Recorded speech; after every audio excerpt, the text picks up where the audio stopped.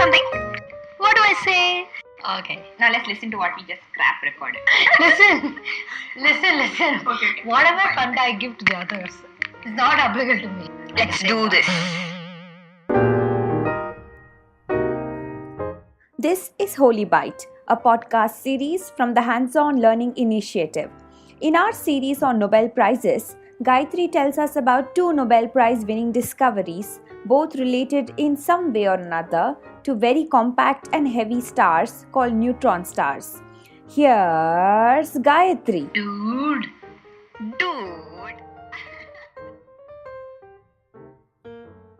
Today, we are going to explore one of the most exotic cosmic objects, pulsars. We will talk about how their existence was speculated based on pure physical and mathematical reasoning, their accidental discovery by a keen astronomy student, and finally, the important role these objects play in our current scientific pursuits. Towards the end of its lifetime, a star weighing roughly 1.4 times the mass of our Sun undergoes a massive explosion known as a supernova. What is left behind is an extremely small rotating star made up entirely of neutrons and having dimensions of a small city with a radius of about 10 kilometers. In 1967, Franco Pacini predicted that if such a rapidly rotating neutron star was also strongly magnetic, say with a field strength of about 10 billion times that on Earth, the star should emit radio waves from the magnetic poles in 2 cone-shaped beams. As the star rotates, these beams would sweep round in space like a lighthouse beam.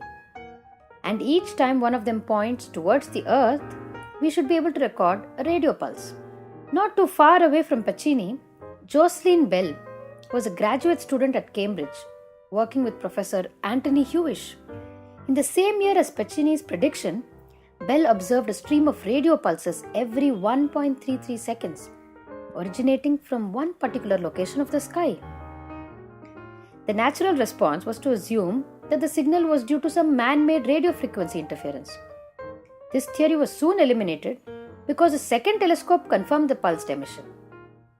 Even though Bell and Hewish knew for certain that these signals could not be indicating alien life, they nevertheless went ahead and named the signal LGM1, that stood for Little Green Men, which was kind of playful name for beings of extraterrestrial origin. It was when they discovered a second set of pulses from an entirely different direction of the sky that the LGM theory was abandoned entirely. These pulsating radio objects were identified as highly magnetic rotating neutron stars and were rightly christened as pulsars. In 1974, for the first time, astronomers Martin Ryle and Anthony Hewish were awarded the Nobel Prize in Physics. Pulsars were such exotic objects since the time of its discovery in 1967 that radio astronomers were curious to look for more. In 1974, Joseph Taylor and his student Russell Hulse decided to search for repeating radio beams from pulsars. They were looking through the world's largest radio telescope, the 300-meter Arecibo telescope, located in Puerto Rico, West Indies.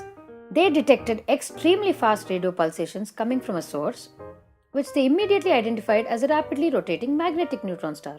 On close inspection of the arrival times of each pulse, they discovered that the pulsations arrived sometimes a little sooner than expected and sometimes later.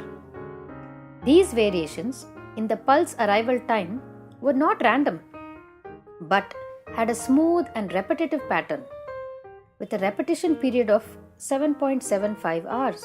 This led to the realization that there were actually 2 objects rotating about each other, and also that both objects weighed about 1.4 times the mass of our Sun. Since one object was confirmed to be a pulsating neutron star, the other object was also concluded to be a similar neutron star.